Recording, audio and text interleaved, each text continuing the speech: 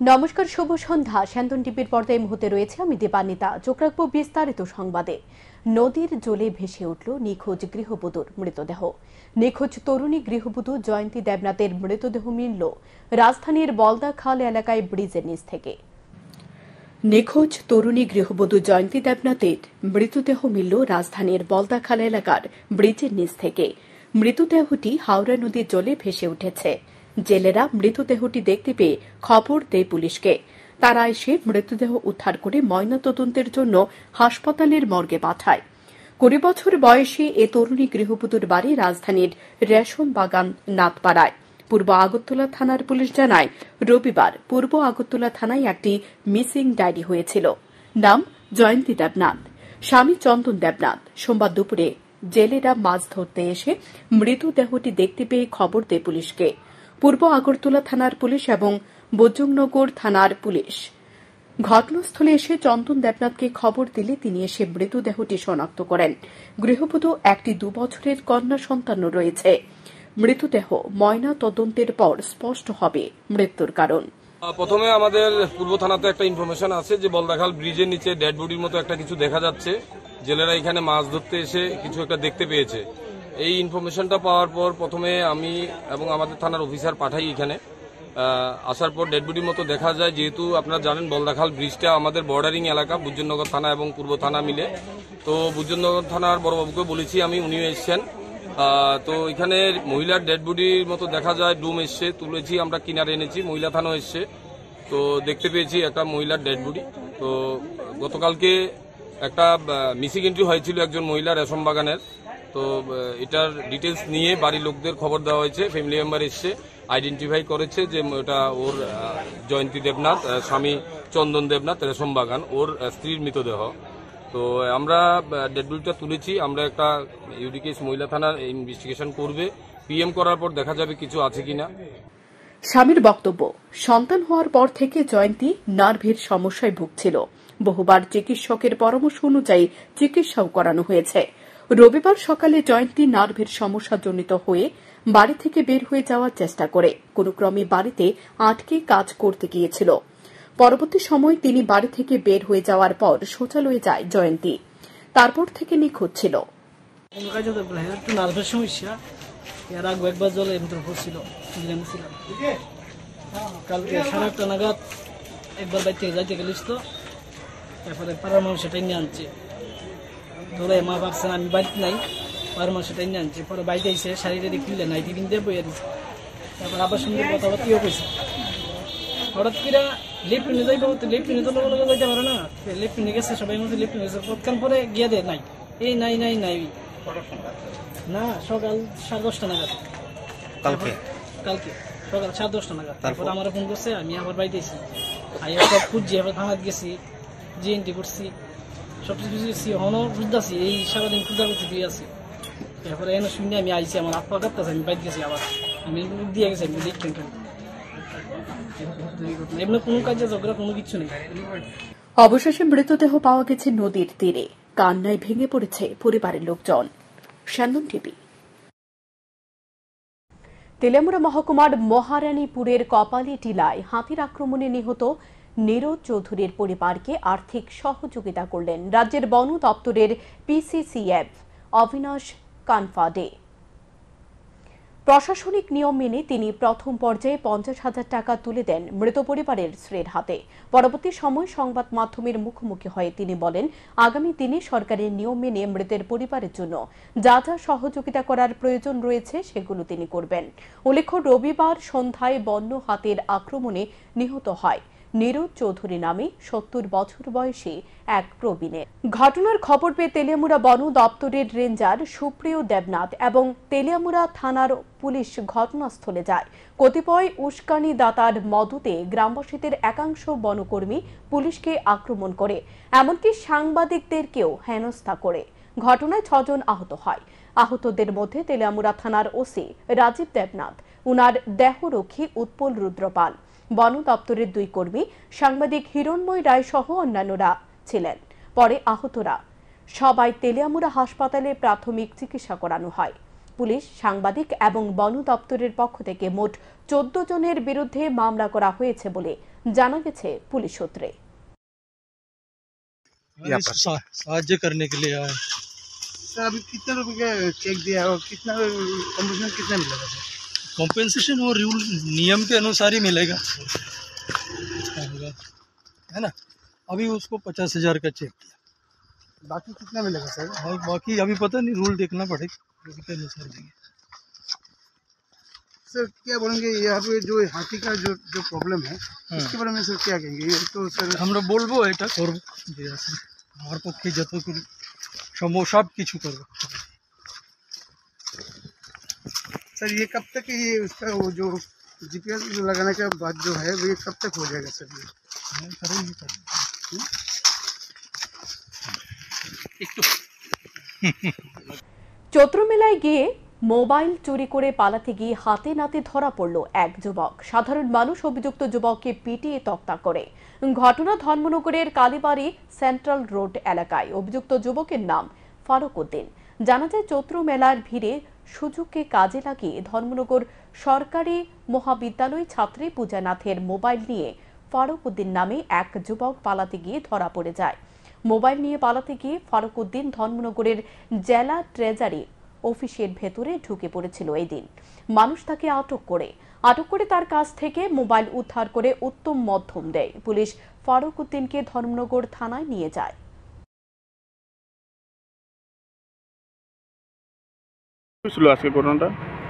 আমি দোকানের মধ্যে ড্রেস দেখি আর আমি কাপড় পরিতে দেখি আর তোমার হাতের মধ্যে আইসক্রিম আসলো, তো দোকানদারে বলছে যে তুমি আইসক্রিমটা একটু সরিয়ে খাওয়া, কাপড়ের মধ্যে পড়ে যাবো। আমি খালি ওর তো দোকান আছে ওরকম করছি করি আমি আইসক্রিমটা মানে ওরকম খাই। আর তখন ব্যাগটা তো ওরকম আসলো, আমার ব্যাগের মধ্যে আমি বুঝছি আমার ব্যাগে খেয়ে ধরছে। ধরার পরে দিকে ওর তো দিল ওইখান থেকে কেন গেছে, আমি ধরার পরে আমি ব্যাগটা সামনে আনছি, ওখানে আমার মোবাইল কই। তখন তারা বলছে বাবু আমার মোবাইলটার দেখি নাই কেন কই, আমি ওরকম করছি। ঘোরার পরে তো বেটার মানে চোখে চোখে পড়ছে আর আমার, তো বেটাটাও দৌড় দিছে, আমি বেটাটা পিছিয়ে দৌড় দিছি। যারা দোষে তাই নিয়ে হ্যাঁ। তোমার নাম কি? পূজা নাথ। হ্যাঁ, পূজা নাথ, কদমতলা থেকে।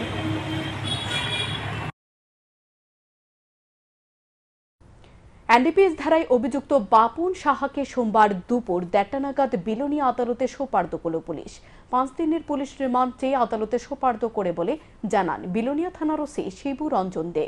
রবিবার রাতে গোপন সংবাদের ভিত্তিতে পুলিশ অভিযান চালায় মির্জাপুর সাহা কলোনি বাপুনের বাড়িতে তল্লাশি চালিয়ে ঘর থেকে 20.20 গ্রাম পাউচ প্যাকেটে হেরোইন, 155টি ব্রাউন সুগারের কৌটা, 2টি মোবাইল ও নগদ 4,100 টাকা উদ্ধার করে পুলিশ।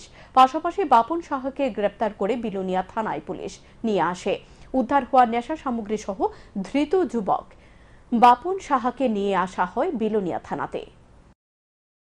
বিলোনিয়া থানা একটা গোপন সংবাদের ভিত্তিতে আমরা ওই মির্জাপুর সাহা কলোনি এখানে বাপন সাহার বাড়িতে আমরা রেড করি। সেখানে আমাদের এসডিও সাহেব ছিলেন। রেড করে তার বাড়ি থেকে কবে এই গতকাল রাত্রে আমরা রেড করি। তার বাড়ি থেকে 20.20 গ্রাম সাসপেক্টেড টু বি হিরোইন পাওয়া যায়, আর 2টো মোবাইল পাওয়া যায়, এমটি ভাওয়াল যে আমার কোটার যে ভাওয়ালগুলো আছে না ওইগুলি এমটি ভাওয়াল 155টা ভাওয়াল পাওয়া যায় যেগুলোতে ড্রাগস থাকে, এবং ক্যাশ যেগুলো যে মানে সেলের টাকা 4,100 টাকা আমরা বাজেয়াপ্ত করি। বিজেপি প্রার্থী বিপ্লব কুমার দেব এবং কৃতি সিং দেববর্মাকে বিপুল ভোটে জয়ী করতে রাজপথে নেমেছে আইনজীবীরা। সোমবার ত্রিপুরা প্রদেশ বিজেপি লিগ্যাল সেলের পক্ষ থেকে এই মিছিলের আয়োজন করা হয়েছে। আদালত চত্বর থেকে শুরু হয় মিছিলে অগ্রভাগে উপস্থিত ছিলেন আইনজীবী সুবল ভৌমিক। তিনি প্রধানমন্ত্রী নরেন্দ্র মোদীর গত 10 বছরে উন্নয়নের কর্মযজ্ঞ তুলে ধরেন। তিনি বলেন প্রধানমন্ত্রীর উন্নয়নের কর্মযজ্ঞে ত্রিপুরা রাজ্য সামিল হয়েছে। প্রধানমন্ত্রী নরেন্দ্র মোদী গত 10 বছর আগে যেভাবে রাজ্যে এসে প্রতিশ্রুতি দিয়েছিলেন সেভাবে কথা রেখেছেন, যার ফলে ত্রিপুরা গোটা দেশের মধ্যে আজ উজ্জ্বল নক্ষত্রের মতো এগিয়ে যাচ্ছে। এই উন্নয়ন ত্বরান্বিত করতে বিজেপির 2 প্রার্থীকে ভোট দিয়ে জয়যুক্ত করার জন্য আহ্বান জানান আইনজীবী সুবল ভৌমিক। আমাদের ভারতীয় জনতা পার্টির আইনজীবী সেল এবং বরিষ্ঠ এবং আমাদের সিনিয়র আইনজীবীরা সহ একটা বিরাট অংশ একটা দেখছেন আজকে আমরা সামিল হয়েছি, রাজপথে নেমেছি, যে আগামী দিনে যে আগামী 19 এপ্রিল এবং 26শে এপ্রিল রাজ্যের দুটো লোকসভা এবং 7 রামনগর বিধানসভা উপনির্বাচনে যাতে এই রাজ্যের মানুষ বিপুল ভোটে সমর্থন করে ভোট দিয়ে আমাদের ভারতীয় জনতা পার্টির যে সরকার, নরেন্দ্র মোদীজির নেতৃত্বে কেন্দ্রে যে সরকার, সেই সরকার তৃতীয়বারের জন্য প্রতিষ্ঠা হবে, এটাকে লক্ষ্য রেখে আজকে আইনজীবীরা আগরতলা রাজপথে। নির্বাচন কমিশনের ঘোষণা অনুযায়ী আগামী 19শে এপ্রিল রাজ্যে পশ্চিম আসনে এবং 26শে এপ্রিল পূর্ব ত্রিপুরা আসনে লোকসভা নির্বাচন অনুষ্ঠিত হতে চলেছে। এ উপলক্ষে শাসক দল বিজেপির পক্ষ থেকে অন্যান্য রাজনৈতিক দলের মতো প্রচার চলছে। বিজেপির পক্ষ থেকে পথসভা, রোড শো সহ বিভিন্নভাবে নির্বাচনে প্রচার করা হচ্ছে।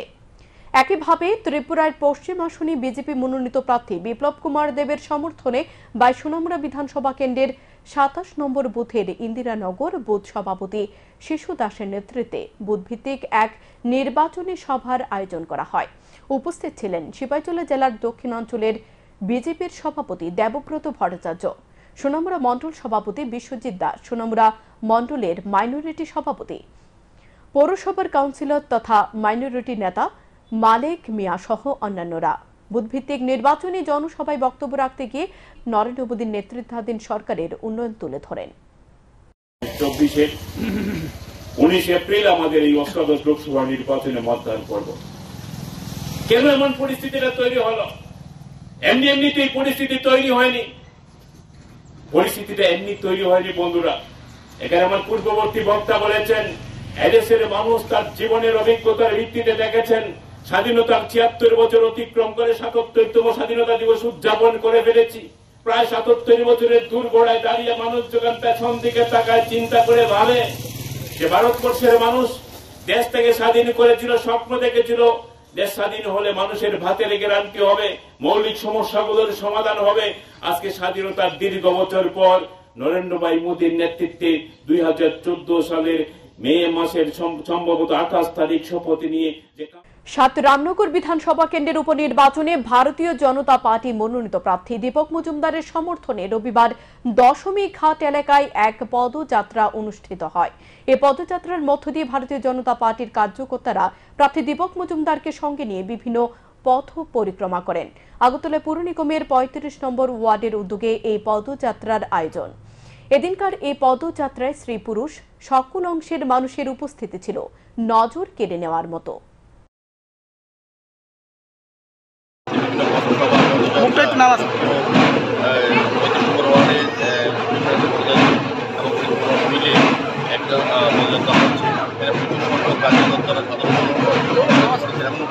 আমাদের বিভিন্ন জায়গায় ওয়ার্ড মিটিং হচ্ছে,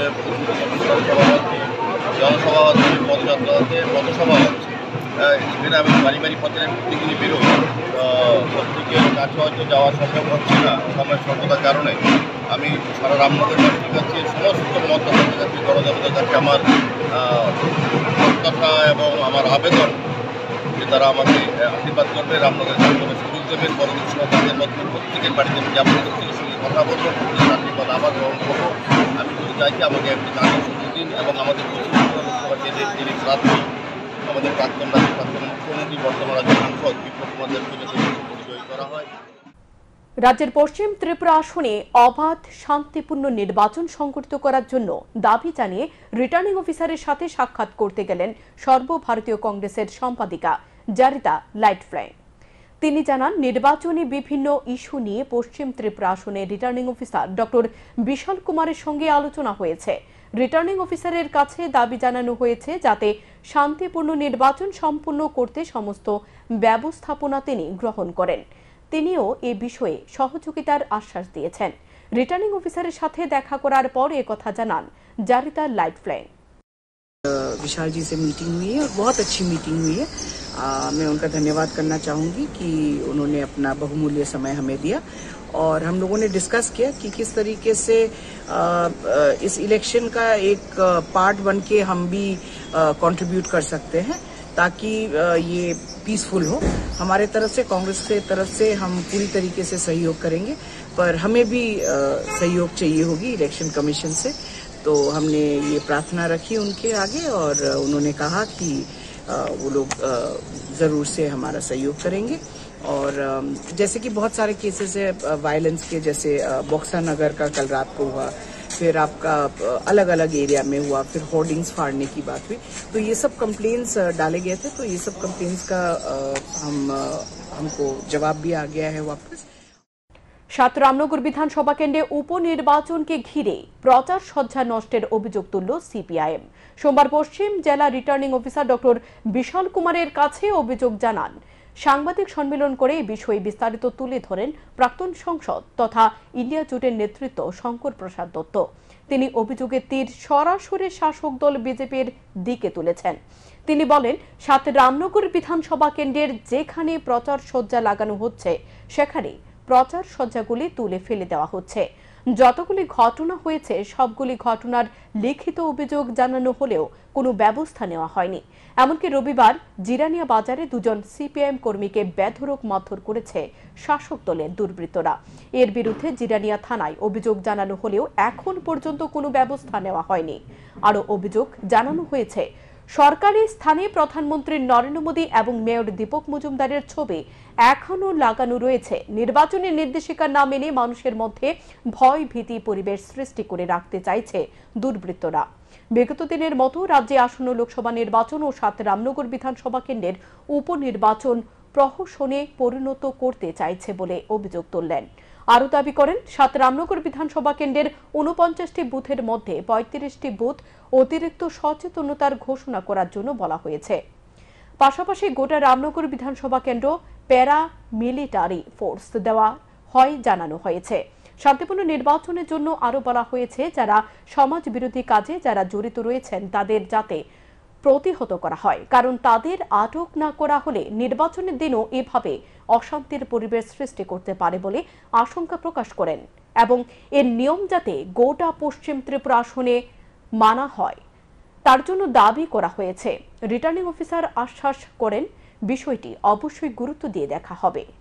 শাসক বিজেপি দল নির্বাচনকে প্রহসনে পরিণত করার লক্ষ্যে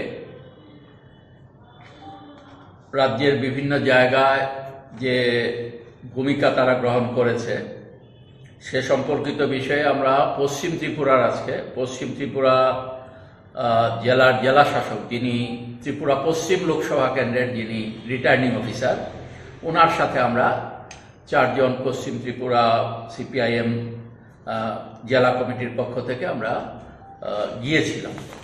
আমরা সুনির্দিষ্টভাবে বলার চেষ্টা করেছি, আমরা কপি আপনাদের দিয়ে দেব, যে কিভাবে বিশেষ করে 7 রামনগর বিধানসভা কেন্দ্রের উপনির্বাচন হচ্ছে। এই 7 রামনগর কেন্দ্রে প্রচার সজ্জা, সমস্ত ধরনের প্রচার সজ্জা আমাদের বেশিরভাগটাই নষ্ট করে দিচ্ছে যেখানে লাগানো হচ্ছে।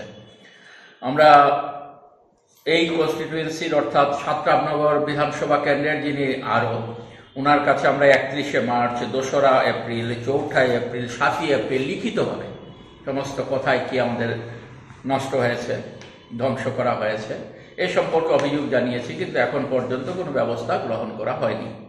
এছাড়াও বিভিন্ন জায়গাতে গতকাল জিরানিয়া মহকুমাতে আমাদের 2 জন সমর্থক দরদি তাদেরকে প্রচণ্ডভাবে পেটানো হয়েছে। বিজেপি দলের মিস্ট্রিয়ান আমাদের বাজারে, জিরানিয়া বাজারে 2 জনকে সেখানে দারুণভাবে আহত করেছে। এ সম্পর্কে অভিযোগ জানানো হয়েছে জিরানিয়া থানায়, কিন্তু এখনো পর্যন্ত কোনো ধরনের ব্যবস্থা গ্রহণ করা হয়নি।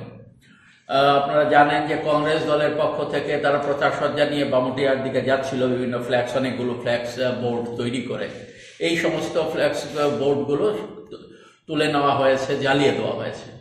মারাত্মক ঘটনা হচ্ছে যে শাসক দলের সাথে যুক্ত যারা আছেন, বিশেষভাবে পদাধিকারী, বিভিন্ন দায়িত্বশীল লোকেরা, তারা বিভিন্ন ধরনের মন্তব্য করছে। অযোধ্যা থেকে আগরতলায় এসেছেন স্বামী সুবিধানন্দজি মহারাজ। সমাজের প্রতিটি অংশের মানুষের মধ্যে ভগবান শ্রী রামচন্দ্রের নীতি কথা ছড়িয়ে দেওয়ার লক্ষ্য নিয়ে তিনি রাজধানী আগরতলায় এসেছেন। সোমবার আগরতলা প্রেস ক্লাবে এক সাংবাদিক সম্মেলনের মধ্য দিয়ে তিনি এই বিষয়টি তুলে ধরেন। তিনি বলেন, সমাজের প্রতিটি অংশের মানুষের মধ্যে কি ধরনের সম্পর্ক হওয়া উচিত সে সম্পর্কে স্বচ্ছ ধারণা গ্রহণ করতে হলে ভগবান শ্রী রামচন্দ্রের জীবন গাঁথা খুবই গুরুত্বপূর্ণ।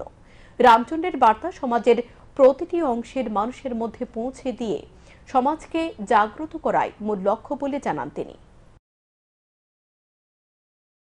मैं अयोध्या में 500 वर्षों के बाद जो राम मंदिर का निर्माण हुआ, राम मंदिर के निर्माण के बाद जन जन के यहाँ जाकर के राम कथा सुनाना, राम के बारे में समाज को बताना, समाज को राम के बारे में कथा सुना करके समाज को जागृत करना हमारा लक्ष्य है। इसलिए हम अगरतला में आया। अगरतला में सबसे पहले जगन्नाथ मठ ने हमको बुलाया, जो श्रवण जी महाराज ने हमको जा करके 22 जनवरी को जो प्राण प्रतिष्ठा थी उसमें वो भेंट हुआ, हमसे मुलाकात हुआ। उसके बाद उसने हमको बुलाया कि अगरतला में आकर के आप लोगों के बीच में राम कथा सुनाइए। हमने राम कथा सुनाने के लिए आया। और दूसरी बार राष्ट्रीय हिंदू वाहिनी करके हमारा एक अपना NGO है, जिसके NGO का जो अपना हेड है ये मानव नाग। और सेकंड टाइम में आपने हमको बुलाया, हमसे जब मुलाकात हुआ, भेंट हुआ, तो इन्होंने कहा महाराज जी आप आइए।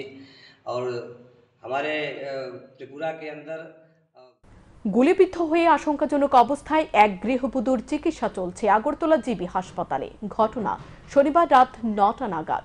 গুলিবিদ্ধ এক গৃহবধূর নাম বিপদগিনী দেববর্মা। তার বাড়ি লেফুঙ্গা থানার অন্তর্গত কুমারবিল এলাকায়। রক্তাক্ত এই গৃহবধূর দিদি মমতা দেববর্মা জানিয়েছে তিনি শুনতে পেয়েছেন বিপদগিনী দেববর্মার স্বামী ভাইয়ের সন্তান নাকি গুলিবিদ্ধ করেছে এই গৃহবধূকে, কিন্তু কেন এই ঘটনা কিংবা কিভাবে এই ঘটনা ঘটল এর বাইরে আর কোনো রকম তথ্য নেই তার কাছে। এই ঘটনার খবর শুনতে পেয়ে তিনি ও তার পরিবারের লোকজন নিয়ে ছুটে আসেন আগরতলা জিবি হাসপাতালে। এই গৃহবধূর বিপদগিনী দেববর্মাকে নাকি একাধিক গুলিতে বিদ্ধ করা হয়েছে। গোটা ঘটনাটি অবশ্য এই মুহূর্তে পুলিশের তদন্ত সাপেক্ষে। ফোন করছে চলো চলো, আমি যাইতাম না, কি হয়েছে ঘটনা তো কই না দিকে, তারা কিচ্ছু কেন আর কি আমার বোনেও জানে না। তারপরে দে তারা বাড়ির লোক গেছে, আমরা আনতে গেছে, গাড়ি লয়ে গেছে, আমরা স্কুল মাঠে গেছে, আমরা আনতে গেছে। তারপরে দে কি হয়েছে এরপরে দে আইলাম আমরা, আমি আসছি, আমার বোন আছে, আমার বাড়ি না একজন আছে, 3 জন আছে। আইয়া দেখি তারা আপনারা লামাই দিয়েছেন, দিকে লামাই আছে, আপনার দিয়ে গেছে দেখছে দিয়ে গেছে যে পরে আইয়া দেখি গুলি দিছে। আরে কে আর গুলি দিছে জানি না, কে আর গুলি খাইছে আমি তো লোক সঙ্গে সঙ্গে আমি তো মাথা ঘোরাই পড়ে গেছে কিতা করুন কি গুলি যেন কে আর গুলি গুলি লাগছে না করছে, গুলি করছে কই রাউন্ড শুনছে, এমনিতে আমি তো চোখে দেখছি না, আমরা 6 রাউন্ড শুনছে। তো 6 রাউন্ড দিচ্ছে যে এখানে বলে 2টা গুলি পাওয়া গেছে কাপড়ের মধ্যে, বলি না বলি না বাড়িতে বলে 2টা বাজে শুনছি, আমি তো চোখে দেখছি না। এরপর আবার এখানে শ্রীনগর কি করছে, এখানে ঠেঙের মধ্যে ভিতরে একটা আছে শুনছে। তারপরে শুনতে কিতা করুন, আমরা রাত্রেবেলা আমি কিতা করুন আমি সবাইকে ফোন করছি, আমার বাড়িতে বড় বাড়িতে আমরা সবাই আমি ফোন করছে, ও দাদা এমন এমন অবস্থা, বোন সবাই আমি ফোন করছি, কি করবো না করবো জানি না। এরপরে আমি জিজ্ঞাসা বোনের তুমি কি নিশা করছিল, ও না করছো না, সন্ধ্যার সময় মার এখানে দই চিরা দিয়ে গেছে, তারা সুস্থ ভাবে। এমনি ঘটনা ঘটছে রাত্রে 10টা হইতে 11টা, 10টা 11টা না, এমনি আইডিয়া হয়েছে 9টার দিকে, 9টার দিকে হয়েছে। এখনকার মতো সংবাদ এ পর্যন্তই। চোখ রাখুন স্যান্দন টিভির পর্দায়।